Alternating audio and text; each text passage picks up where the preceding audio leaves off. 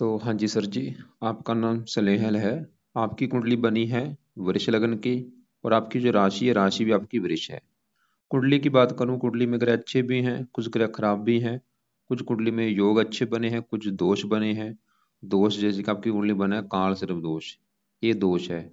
और आपने जो मुझे सवाल लिख के भेजे हैं कि आप काफ़ी मेहनत कर रहे हैं लेकिन जीवन में आगे नहीं बढ़ पा रहे, जो आपका काम धंधा है उसमें आगे नहीं बढ़ पा रहे।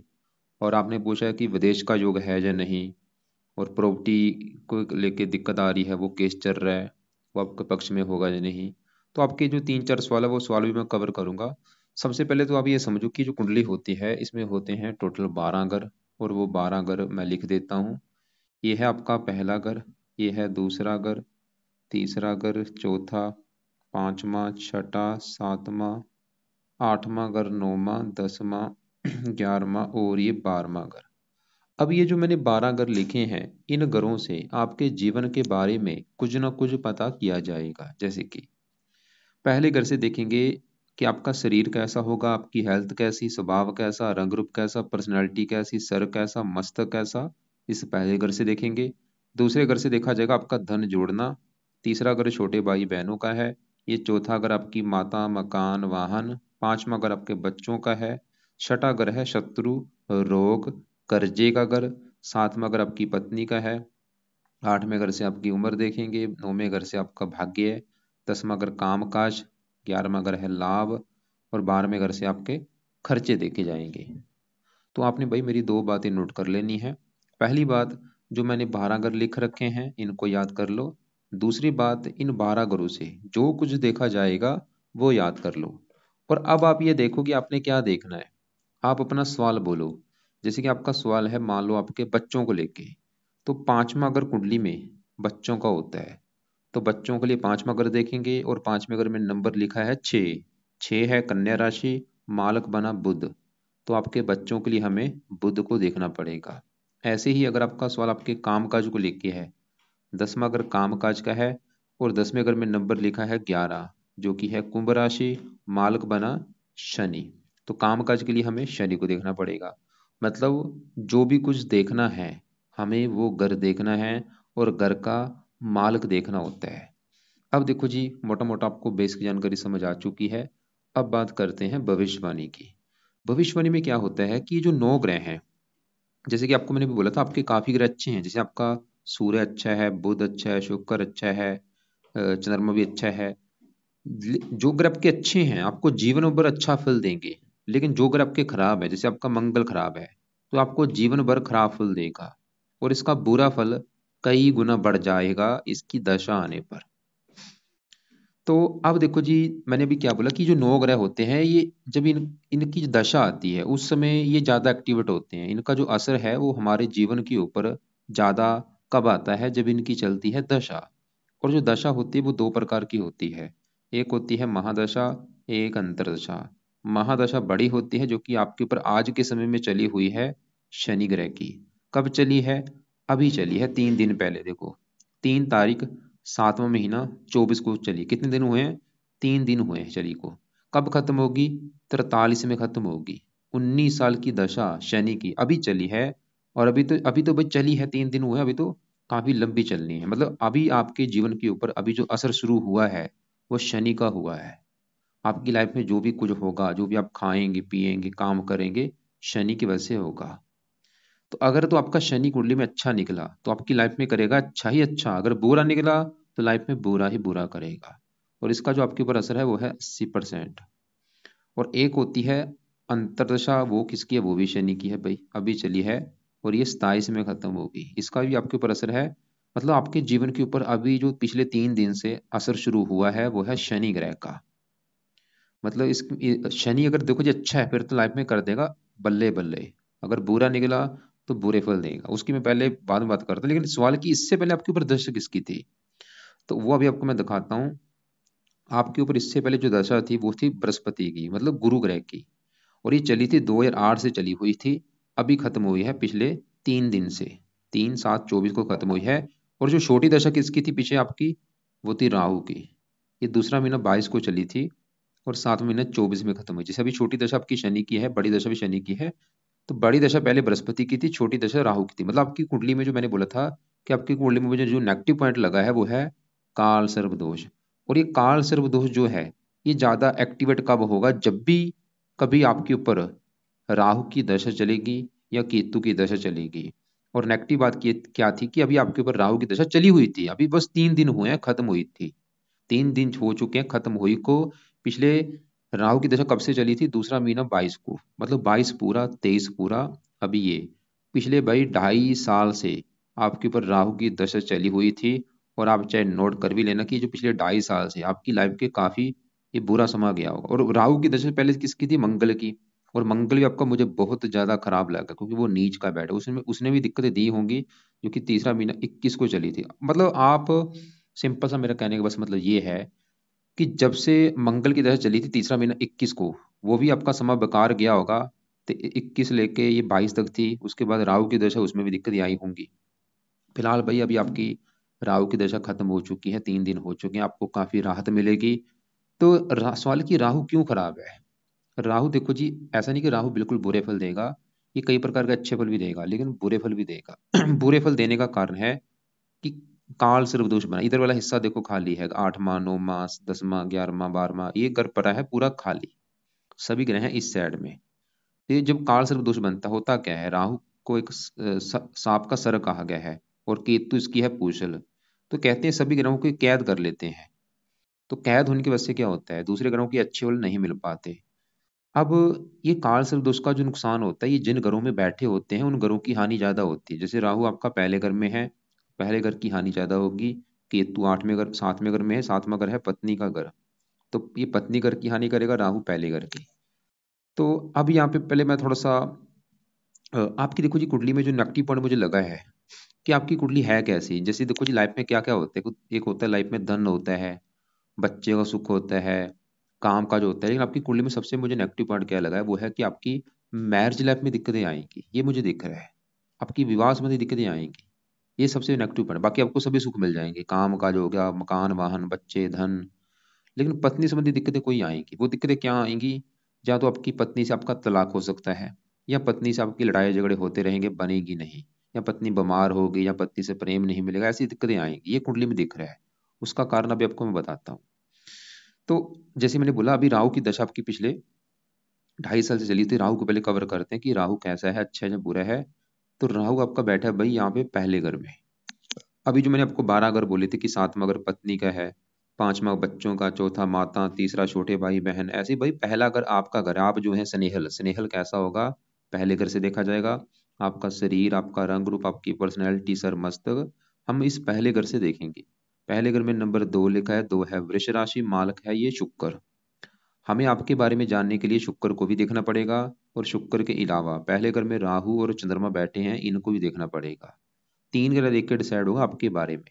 तो सबसे पहले हम पहले घर में राहु और चंद्रमा बैठे हैं। चंद्रमा की अगर बात करूं जो कि है बहुत अच्छा, क्योंकि चंद्रमा यहाँ पे पहले घर में उच्च का बैठा है। ये जो 2 लिखा है यह है वृष राशि, जो कि चंद्रमा की उच्च राशि है। एक बात मेरी और नोट कर लो कि ये जो 9 ग्रह होते हैं, अगर ये कुंडली के अपने घर में बैठे हैं फिर तो देते हैं बहुत अच्छे फल। अगर अपने दोस्त के घर में बैठे हैं फिर भी अच्छे फल देते हैं। अगर उच्च के बैठे हैं फिर तो बहुत ज्यादा अच्छे फल देते हैं। लेकिन अगर ये ग्रह दुश्मन के घर में बैठे हैं, अच्छे फल नहीं देते। या नीच के बैठे हैं, नीच के अगर बैठे हैं, बहुत बहुत ज्यादा बुरे फल देते। तो आपकी कुंडली में नीच का ग्रह कौन सा बैठा है, ये मंगल बैठा है, सिर्फ मंगल ही नीच का बैठा है, जिसकी वजह से मंगल आपका बहुत ज्यादा खराब है। तो चंद्रमा आपका सवाल है कि अच्छा है या बुरा है, तो बहुत अच्छा है क्योंकि वो पहले घर में उच्च का बैठा है। ये जो 2 लिखा है वृष राशि है, चंद्रमा की उच्च राशि। इसकी वजह से चंद्रमा आपको देगा अच्छे फल। क्या अच्छे फल देगा, पहले घर का अच्छा कर देगा। पहला घर आपको मैंने बोला आपका शरीर, सेहत, स्वभाव, रंग रूप, पर्सनैलिटी, मतलब आपकी पर्सनैलिटी अच्छी, सेहत अच्छी, स्वभाव अच्छा, रंग रूप अच्छा, आपको पराक्रमी बनाएगा, साहसी बनाएगा, उद्यमी बनाएगा, ये अच्छे फल देगा। अब ये ऐसी जो कोई राहु की जो दशा पिछले 2.5 साल से, इसको थोड़ा सा कवर करता हूँ कि राहु अच्छा है या बुरा है। भाई देखो जी, अगर आपका कुंडली में काल सर्प दोष ना होता, राहु ने आपको देने थे बहुत बड़े लेवल पे अच्छे फल। ऐसा क्यों, क्योंकि राहु जहाँ बैठा है पहले घर में, वहां पे जो 2 लिखा है, ये राहु की भी उच्च राशि है। मतलब वृष राशि चंद्रमा की भी उच्च राशि है, और राहु की भी उच्च राशि है, दोनों उच्च के बैठे हैं, जो कि बहुत बड़ी अच्छी बात है। तो राहु भाई पहले घर में उच्च का बैठा है, तो राहु तो ये दिखा रहा है कि भाई पहले घर का अच्छा कर देगा, मतलब आपका शरीर अच्छा रखेगा, हेल्थ अच्छी रखेगा, स्वभाव अच्छा, रंग रूप अच्छा, पर्सनैलिटी अच्छी, आपको बुद्धिमान बनाएगा, आपको समझदार बनाएगा, आपको गुणी बनाएगा, आपको जीवन में आगे लेके जाएगा। राहु तो ये दिखा रहा है। और राहु की तीन दृष्टियां हैं। पांचवी दृष्टि पड़ेगी पांचवें घर के ऊपर, यहाँ पे स्वय राशि, इस घर का अच्छा जो कि संतान का घर है, संतान का उसको अच्छा पढ़ा लिखा बना देगा, बुद्धिमान। नौवीं पड़ेगी नौवें घर के ऊपर, यहाँ पे शनि की राशि है मित्र राशि, नौवें घर का अच्छा भाग्यशाली बना देगा। लेकिन राहु की सातवीं दृष्टि पड़ेगी सातवें घर के ऊपर, जो कि पत्नी का घर है, और सातवें घर में जो 8 लिखा है ये है राहु की नीच राशि। तो राहु इस घर का सत्यानाश कर देगा, जो कि पत्नी का घर है, मतलब आपको पत्नी संबंधी दिक्कतें पैदा करेगा, विवाह संबंधी दिक्कतें पैदा करेगा। लेकिन अभी जो मैंने अच्छे फल आपको बोले हैं, अच्छे फल क्या बोले हैं कि भाग्यशाली बना देगा, ये कर देगा वो कर देगा, वो अच्छे फल भी हो सकता है आपको ना मिले, कारण काल सर्वदोष बना है। बाकी अब प्रैक्टिकल करो, प्रैक्टिकल आइए करना है कि पिछले 2.5 साल जो आपके गए हैं, आप देखो कि 2.5 साल आपके अच्छे गए हैं या बुरे गए हैं। अगर तो आपको लगता है कि भाई जो 2.5 साल थे आपके पिछले, वो तो उसमें तो हजारों दिक्कतें आई हैं लाइफ में, हजारों परेशानी आई हैं, इसका मतलब राहु ने आपको बुरे फल ज्यादा दिए हैं। अगर आपको लगता है कि पिछले 2.5 साल में लाइफ में बल्ले बल्ले हुई है मेरी, मैं जीवन में काफी आगे बढ़ा हूँ पिछले 2.5 साल में, तो इसका मतलब राहु ने अच्छे फल दिए हैं, आप नोट कर लेना। अगर तो लगता है कि दिक्कतें आई हैं, इसका मतलब बुरे फल दिए हैं, तो इसके उपाय आपको करने चाहिए। वैसे चलो अच्छी बात है कि आप भाई शुक्र करो इसकी दशा खत्म हो चुकी, क्योंकि दशा भी सिर्फ 2.5 साल की थी। क्योंकि दशा अगर बड़ी दशा हो, क्योंकि दशाएं देखो ये, वैसे राहु की बड़ी दशा आपकी निकली है 90 से चली थी, 8 में खत्म हुई है, 18 साल की दशा पहले निकल चुकी है। और ये भी आप नोट करो कि जो राहु की दशा थी आपका, ये समा कैसा गया था, अच्छा गया था या बुरा गया था। तो बाकी उसके बाद बृहस्पति की दशा थी, अभी शनि की दशा है, इसको अभी देख समझेंगे कि अच्छा जाएगा या बुरा जाएगा, इसकी बात बात करता हूँ। अब आगे बढ़ते हैं आपके, देखो जी, जैसे मैंने बोला था पत्नी संबंधी दिक्कतें आनी, उसका सवाल की कारण क्या है, क्यों मैंने बोला पत्नी संबंधी दिक्कतें आएंगी, उसको मैं थोड़ा सा कवर करता हूँ। सातवां घर है पत्नी का घर, पर आपको मैंने अभी क्या बोला था, घर का मालक देखना होता है। तो सातवां घर पत्नी का है, सातवें घर में नंबर लिखा है 8, जो कि है वृश्चिक राशि, मालक बना ये मंगल। तो आपकी पत्नी के लिए देखना पड़ेगा मंगल ग्रह को। और मंगल के अलावा सातवें घर में पत्नी के घर में कौन बैठा है, केतु भी बैठा है, गुरु भी बैठे, इन दोनों को भी देखना पड़ेगा। और इसके अलावा इस घर के ऊपर जिन ग्रहों की दृष्टि है, चंद्रमा और राहु की दृष्टि है, इनको भी देखना पड़ेगा। मतलब 5 ग्रह देख के डिसाइड होगा पत्नी के बारे में। तो सबसे पहले सातवें घर में जो 8 लिखा है मालक मंगल, अगर उसकी बात की जाए तो मंगल आपका अच्छा नहीं है, क्योंकि वो जहाँ बैठा है तीसरा घर, वो यहाँ पे वो नीच का बैठा है। तीसरे घर में जो 4 लिखा है कर्क राशि में नीच का होके बैठने की वजह से मंगल आपका है खराब। क्या खराब फल देगा, मंगल है पत्नी के घर का मालक, तो पत्नी संबंधी दिक्कतें पैदा करेगा। मतलब जहाँ तो पत्नी से बनेगी नहीं, या पत्नी बीमार होगी, या पत्नी से लड़ाई झगड़े होंगे, या पत्नी से तलाक हो सकता है, कोई ना कोई पत्नी संबंधी दिक्कतें पैदा करेगा। और ये जहाँ बैठा है तीसरे घर में, ये तीसरा घर छोटे भाई बहनों का घर है, अगर छोटे भाई बहन कोई होंगे उसको लेकर दिक्कतें पैदा करेगा, पराक्रम में कमी करता है, मतलब इसकी दशा में भी दिक्कतें आपकी आई होंगी, जो आपको मैंने दिखा दिया है वो चार्ट में। तो मैंने भी बोला है पत्नी के लिए 5 ग्रह देखने पड़ेंगे, अभी हमने मंगल को देखा और वो ही दिखा रहा है कि पत्नी संबंधी आएंगे दिक्कतें। और साथ में घर के ऊपर राहु की दृष्टि भी हम देख चुके हैं, वो भी इस घर की हानि कर रहा है। मतलब राहु सबसे ज्यादा जो अगर आपको बुरा फल देगा पत्नी के मामले में देगा, क्योंकि सातवें घर में राहु की है नीच राशि। और चंद्रमा देखो जी आपका बैठा है पहले घर में उच्च का, चंद्रमा आपको 80-90% देगा अच्छे फल, लेकिन चंद्रमा भी आपको जो बुरा फल देगा ये सातवें घर को दृष्टि दे रहा है। और वृश्चिक राशि चंद्रमा की भी नीच राशि, मतलब चंद्रमा भी सातवें घर को खराब कर रहा है, राहु भी सातवें घर को खराब कर रहा है। अब हमने 3 ग्रह देख लिए हैं, राहु देखा, चंद्रमा देखा, मंगल, तीनों ग्रह ये दिखा रहे हैं कि आपको मैरिज लाइफ में मतलब पत्नी संबंधी दिक्कतें आएंगी। अब सातवें घर में जो केतु बैठा है, क्योंकि जो काल सर्पदोष बनता है उन घरों की हानि ज्यादा होती है जिन घरों में ये बैठे होते हैं। जैसे राहु पहले घर की हानि करेगा, और केतु आपके सातवें घर की। और पहला घर आपका है शरीर, मतलब केतु सातवां घर पत्नी, पत्नी घर की हानि करेगा, पत्नी से लड़ाई झगड़े होना, विवाह में देरी होना, पत्नी का बीमार होना, पत्नी को कोई कष्ट होना। ऐसे राहु पहला अगर आपका शरीर है, आपकी हेल्थ खराब, स्वभाव खराब, रंग रूप खराब, पर्सनैलिटी खराब। लेकिन वैसे ये ज्यादा बुरा फल नहीं देगा राहु, क्योंकि ये उच्च का बैठ है। अगर मैं पहले आपको भूल चुका, अगर उच्च के ना होते बुरे फल इनके बढ़ जाने थे बहुत ज्यादा। तो यहाँ पे केतु जो है वो भी आपको थोड़ा सा पत्नी संबंधी दिक्कतें पैदा करेगा। अब लास्ट में बचा है गुरु, गुरु है इस घर का मालक आठवें घर का और 11वें घर का। 11वां घर है लाभ, आमदनी, बड़े भाई बहन, इच्छा पूर्ति, ये चीजें 11वें घर से, 11वें घर में नंबर 12 लिखा है मालक गुरु। और वो बैठा है पत्नी घर में, मतलब लाभ चला गया पत्नी घर में, इच्छा पूर्ति पत्नी घर में। गुरु सवाल की अच्छा है या बुरा है, तो गुरु भाई रले मिले फल देगा। गुरु ये दिखा रहा है कि पत्नी के आने के बाद आपकी आमदन बढ़ेगी या इच्छाएं पूरी होंगी। लेकिन गुरु इस आठवें घर का भी मालिक है, जहाँ पे 9 लिखा, आठवां घर बीमारी, बीमारी पत्नी घर में, पत्नी को बीमार भी करेगा, पत्नी से लड़ाई झगड़े भी होंगे, मतलब गुरु रले मिले फल देगा। और सबसे नेगेटिव बात क्या है, गुरु आपका थोड़ा सा खराब हो चुका है, क्योंकि साथ में एक तो केतु बैठा है, चंडाल दोष, ऊपर से राहु की दृष्टि से पीड़ित है। तो ये भी थोड़ा सा पत्नी से, मतलब आपकी जो पहले मैं आपको बता चुका हूँ, पत्नी संबंधी दिक्कतें आएंगी, उसके कई कारण हैं, 4-5 कारण बने हैं। और ये पत्नी संबंधी दिक्कतें क्या आएंगी, ये वही भाई मुझे कन्फर्म नहीं, लेकिन कोई ना कोई दिक्कतें आएंगी। और एक निवास कुंडली होती है, निवास कुंडली में सातवां अगर देखा जाता है, सातवें घर में 11 मालक शनि। तो निवास तो चलो आपकी फिर भी ठीक है कुंडली, लेकिन लगन कुंडली में दिक्कत आने का योग है। लेकिन यहाँ पे भी डिसाइड होगा आपकी पत्नी कुंडली देख के कि उसकी कुंडली कैसी है।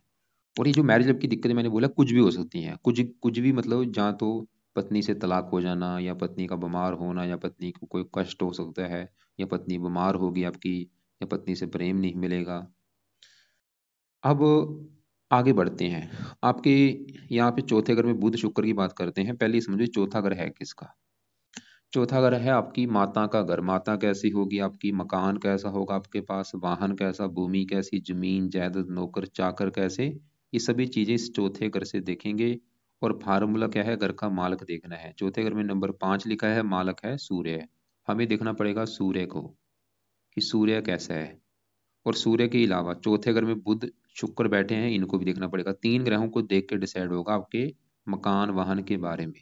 तो सबसे पहले चौथे घर के मालिक सूर्य की अगर बात करूं, जो कि मुझे अच्छा लगा, क्योंकि तीसरे घर में ये जो 4 लिखा है चंद्रमा के घर में बैठा है, जो कि इसका है मित्र। और तीसरा घर होता है पराक्रम, मेहनत। सूर्य तो ये दिखा रहा है कि भाई आपको मकान वन का सुख लाइफ में मिलेगा, और खुद की मेहनत के बल पर भी आप मकान वन अपना बनाएंगे। और सूर्य आपको मेहनती बनाएगा, साहस, ये अच्छा है।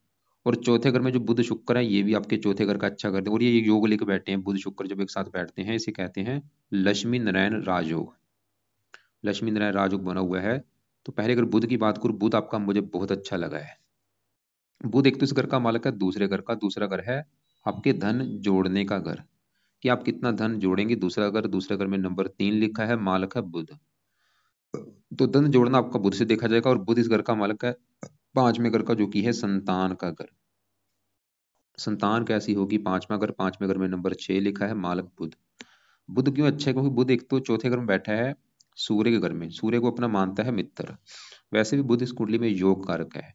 तो बुध तो ये दिखा रहा है कि आपको भाई संतान का सुख अच्छा मिलेगा, आपकी जो संतान है वो आपको सुख देने वाली होगी, क्योंकि चौथा घर सुख, संतान सुख के घर में बैठी, संतान से सुख मिलेगा। संतान सुख देने वाली होगी, संतान अच्छी होगी, गुणी होगी। और बुध धन का मालक है, धनी भी आपको बनाएगा, धन की कमी नहीं रहने देगा, पारिवारिक सुख अच्छा, वाणी अच्छी। और चौथे घर का अच्छा कर देगा, मकान वाहन भूमि जमीन जायदाद, ये सभी सुख मिलेंगे। खासकर बुध की दशा बहुत अच्छी जाएगी। बड़ी दशा तो इसकी चलेगी 43 के बाद, जो छोटी दशा चलेगी 27 के बाद, वो समय अच्छा होगा। और साथ में जो शुक्र बैठा है वो भी तकरीबन अच्छा है, क्योंकि लग्नेश है शुक्र, पहले घर का मालक है, चौथे घर में बैठा है, चौथे घर का अच्छा कर देगा। मकान वन का सुख ये भी आपको दे देगा शुक्र। ये ननिहाल से भी आपको सुख देगा, जो आपका ननिहाल है उससे भी आपको सुख मिलेगा। और शुक्र पहले घर का माल का, शरीर अच्छा, सेहत अच्छी, स्वभाव रंग रूप अच्छा। तो दोनों ग्रह अच्छे हैं।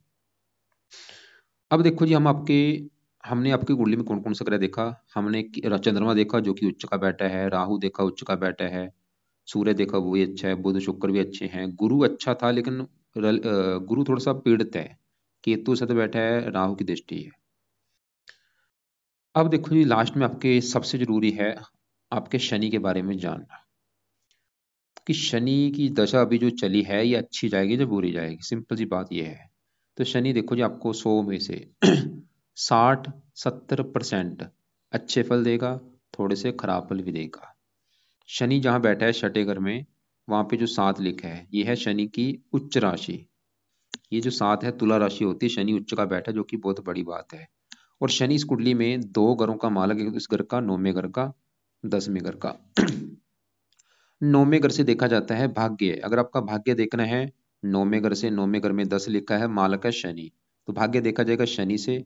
और शनि 10वें घर का मालक है, जो कि काम काज का घर होता है, काम काज, पिता, सरकार, मान प्रतिष्ठा, ये चीजें 10वें घर से, 10वें घर में नंबर 11 लिखा है, मालक शनि।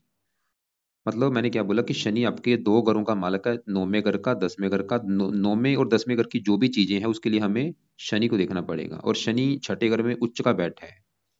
तो शनि 9वां घर भाग्य है, 9वें घर से भाग्य है शनि, तो ये दिखा रहा है कि आपको भाग्यशाली बनाएगा भी शनि की दशा में, आपका भाग्य साथ देगा, खासकर विदेश जाने पर, क्योंकि बाहर में घर को दृष्टि दे रहा है।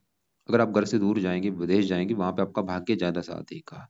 और शनि 10वां घर काम काज, आपको काम काज का सुख अच्छा देगा, नौकरी कारोबार, खासकर नौकरी में ज्यादा फायदा होगा आपको, क्योंकि 10वां घर काम काज, छठा घर नौकरी, नौकरी आप करेंगे शनि की दशा में अभी। और इसके अलावा शनि आपको नौकरी में तरक्की देगा, प्रमोशन देगा, उन्नति देगा जो आप नौकरी करेंगे। पिता के लिए अच्छा है, सरकार के लिए अच्छा है, मान प्रतिष्ठा अच्छी देगा। छठा घर वैसे घर अच्छा नहीं है, छठा घर होता है शत्रु रोग कर्जा, आपको रोगों से बचाएगा, दुश्मनों से बचाएगा, कर्जे से बचाएगा। शत्रु अगर आपके होंगे, शत्रुओं पर आपको मिलेगी विजय। छठा घर है कोर्ट कचहरी का, अगर आपको कोर्ट कचहरी के चक्कर लगाने पड़ेंगे, आपकी विजय होगी उसमें, शनि दिखा रहा है। लेकिन शनि बुरे फल क्या देगा, ये 12वें घर को देख रहा है, यहाँ पे है नीच राशि, 12वें घर को खराब कर देगा। 12वां घर खर्चेगा, आपके खर्चे बढ़ा देगा, नींद में कमी कर देगा, और भी कुछ दिक्कतें परेशानियां। और यहाँ पे एक और बात है, शनि देखो जी, एक होते हैं ये किस नक्षत्र में बैठे हैं, ये सबसे बड़ी बात होती है। और ये बैठा है मंगल के नक्षत्र में, और ये अच्छी बात नहीं है, क्योंकि मंगल आपका भाई खराब है, नीच का बैठा है। ऐसे देखो जी, राहु उच्च का बैठा तो जरूर है, लेकिन किसके नक्षत्र में बैठा है, राहु भी मंगल के नक्षत्र में बैठा है। इसकी वजह से मैंने आपको बोला था, राहु आप फेस करना कि पिछले 2.5 साल में वो कैसे गए हैं, अच्छे गए हैं या बुरे गए हैं। और अभी मैंने अभी आपको देखो बोल दिया है कि शनि अच्छा है या बुरा है, जो भी है।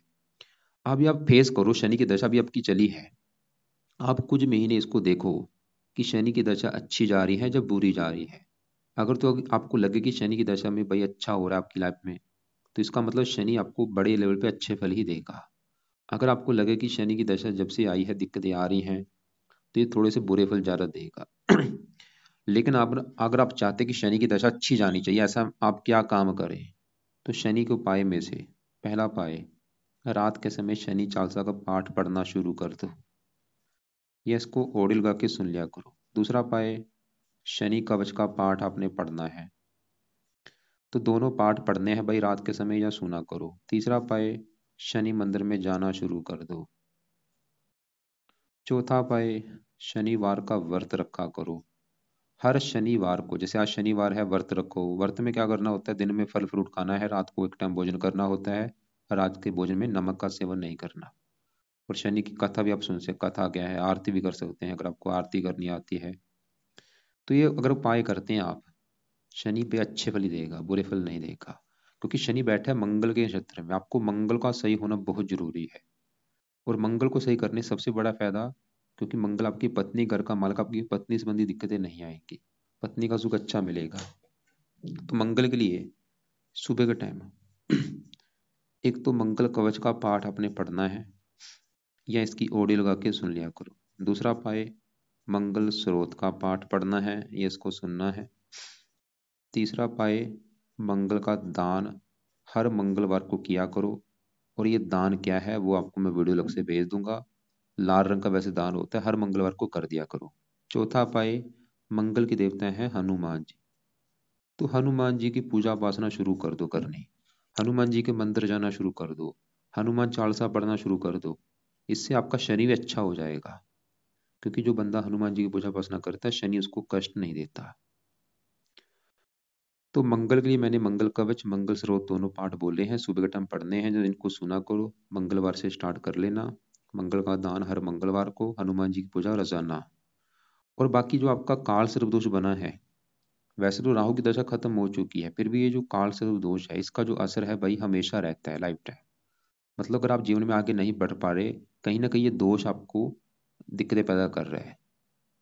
तो इसके लिए क्या करो, रात के समय एक तो राहु कवच का पाठ, और दूसरा केतु कवच का पाठ, ये दोनों पाठ आपने पढ़ने हैं, ये इनको सुना करो। और दोनों के दान किया करो, मतलब राहु का भी दान आपने करना है, और केतु का भी दान। इनके दान क्या है, केतु का दान होता है कुत्तों को रोटी डालना, तो रोजाना कुत्तों को रोटी डालो, बिस्कुट डालो। और राहु का जो दान है वो है सतनाजा, 7 प्रकार के नाज लेके पंछियों को डाला करो। तो ये आपने उपाय करने हैं। बुध के पाठ नहीं पढ़ने, शुक्र के नहीं पढ़ने, सूर्य के रहने दो, चंद्रमा के रहने दो, और गुरु भी, क्योंकि यहाँ पे उपाय ज़्यादा हो जाएंगे। तो अभी जो सबसे जरूरी उपाय आपके लिए एक तो है शनि के, क्योंकि दशा अभी चली, उसके उपाय आपको मैंने बता दिए हैं कि शनि चालीसा, शनि कवच, दोनों पाठ पढ़ो या सुनो, और शनि मंदिर जरूर जाओ। कब जाना है? हर शनिवार को। और अगर घर के आसपास शनि मंदिर है तो रोजाना जाना है। और हो सके शनिवार का व्रत, कथा, आरती ये भी करो। सवाल है कि शनि का दान करना है या नहीं, दान नहीं करना। और बाकी देखो जी, राहु केतु कवच के पाठ मैंने बोले हैं, ये अभी आप ये भी पढ़ लिया करो। ये आप चाहे 1-2 महीने के बाद शुरू कर देना, 2 महीने के बाद शुरू कर दो ये पाठ, राहु कवच, राहु स्रोत, राहु कवच, केतु कवच। 2 महीने के बाद शुरू कर देना, कोई इसकी जरूरी नहीं है अभी। शनि की जरूरी है, ये तो आज से शुरू कर दो। और मंगल वाले जो है मंगलवार से स्टार्ट कर दो। बाकी देखो जी, आपके जो सवाल एक बार मैं कवर कर देता हूँ, आपने जो लिख भेजे हैं। मैं एक बार फिर बोलूंगा भाई, अभी आपकी जो शनि की दशा इससे पहले किसकी थी? राहु की दशा पिछले 2.5 साल से। वो आपकी मतलब जो भी दिक्कतें अभी आ रही थी, वो कहीं ना कहीं कर राहु है। तो आपने मुझे लिख रखा आगे क्यों नहीं बढ़ पा रहा, उस समय राहु की दशा थी। पर विरासत में संपत्ति आपको मिल जाएगी। और बच्चों का सुख अच्छा है, बच्चों के घर का माल अच्छा है। विदेश जाने के बहुत बड़े लेवल पे योग है, और आपको फायदा भी होगा। तो कोशिश करो घर से अभी दूर जाने की। और आपके योग भी बनेगी भी। शनि आपको लेके जाएगा विदेश में। छठा, अगर कोर्ट कचहरी का, अगर आपको कोर्ट कचहरी के चक्कर लगाने पड़ेंगे, आपका जो फैसला आपके पक्ष में होगा, क्योंकि शनि यहाँ पे उच्च का बैठा है। और बाकी देखो जी, अगर आपने कहीं पे शांति करा रखी है काल सर्प, वो टाइम वेस्ट वाली चीजें हैं, खुद ये पाठ करोगे तभी ये काल सर्प दोष खत्म होगा। और इसके अलावा राहु जो है वो शिव जी का भक्त है, तो शिव जी की भी पूजा उपासना किया करो, शिव जी के मंदिर जाया करो। और बाकी आपने मुझे बोला था 3 रत्न आपने दान कर रखे हैं। रत्न क्या करते हैं पहले समझो। रत्न है ग्रह की पावर को बढ़ाते हैं। जैसे आपका बुध अच्छा है, बुध का पन्ना दान करने से इसकी पावर 11 है जो 15 हो जाएगी, बढ़ जाएगी। इसके मतलब अच्छे फल कई गुना बढ़ जाएंगे, जो कि मतलब पन्ना आप दान कर सकते हैं बिल्कुल। राइट हैंड की छोटी उंगली में पन्ना दान कर सकते हैं अपने वजन के बराबर। मतलब 7.25 रत्ती या 8.25 रत्ती का पन्ना दान कर सकते हैं। सवाल है कि शुक्र रत्न जो आपने ओपल कर रखा है, शुक्र आपका देखो 15 डिग्री का बैठा है, पहले वो बल अच्छा लेके बैठा है और वक्री बैठा है, मतलब जो अच्छे फल देगा पहले 3 गुना अधिक मात्रा में देगा। तो शुक्र पहले, जैसे मान लो एक बंदे ने पहले पेट भर के रोटी खा रखी है, अगर उसको बोले कि भाई 10 रोटियां और खा तू, तेरे में ताकत ज्यादा आएगी, ऐसा तो वो बीमार पड़ जाएगा, मर जाएगा वो तो शुक्र रत्न भाई बिल्कुल धारण नहीं होगा। शुक्र के रत्न को उतार के रख दो। और आपने शनि का भी नीलम कर रखा है, ये तो क्योंकि इसका भी नीलम धारण नहीं होगा, क्योंकि इसके जो बुरे फल मैंने बोले हैं, बुरे फल भी बढ़ जाएंगे, खर्चे बढ़ जाएंगे। तो सिर्फ पन्ना पहने रखो, बाकी दोनों रत्न उतार के रख दो। और अभी शनि की दशा चलिए, कपड़े काले कपड़े कम यूज किया करो, काले, नीले, लाल, ये 3 रंग कम यूज किया करो। तो करना है सिर्फ पाठ पूजा करो, ये चीजें फॉलो करो। और बाकी अभी शनि की दशा को फेस करो कि दशा आपकी कैसी जाएगी, अच्छी जाएगी या बुरी जाएगी। अगर बुरी जाने का, उस बुरी जाने में लक्षण क्या होंगे? छठा अगर रोग का है, ये आपको रोग दे सकता है, रोग दे देगा, शत्रु शत्रु बढ़ा देगा आपके। तो बाकी अगर उपाय करेंगे शनि के जो मैंने उपाय बोले हैं, फिर दिक्कतें नहीं आएंगी, फिर अच्छे फल ही देगा। तो ऐसा करना, फिर भी जो आपको कोई बात समझ ना लगी हो मुझे कॉल कर लेना आप कल दोपहर 1:30 और 2:30 के बीच में। दान देखो जो आपको मैंने बोला, किस किस का बोला है? मंगल का दान हर मंगलवार को। क्या दान है? दान की वीडियो भेज दूंगा। राहु का दान भी आपको मैं भेजूंगा, वैसे इसका दान सतनाजा है, वो दान देख लेना क्या राहु का दान है। केतु दान कुत्तों को रोटी डालना है, शनि का दान नहीं करना, और किसी का दान नहीं करना। बाकी शनि मंदिर जाने के लिए बोला है, हनुमान जी की पूजा उपासना और शिव जी की पूजा उपासना। हनुमान जी की पूजा उपासना मंगल और शनि के लिए है। शिव जी की पूजा उपासना राहु के लिए है, क्योंकि ये राहु चंद्रमा के साथ बैठे, ये थोड़ा सा चंद्र ग्रहण दोष भी होते हैं, थोड़ी सी मानसिक चिंता भी बोझ रहा होती है।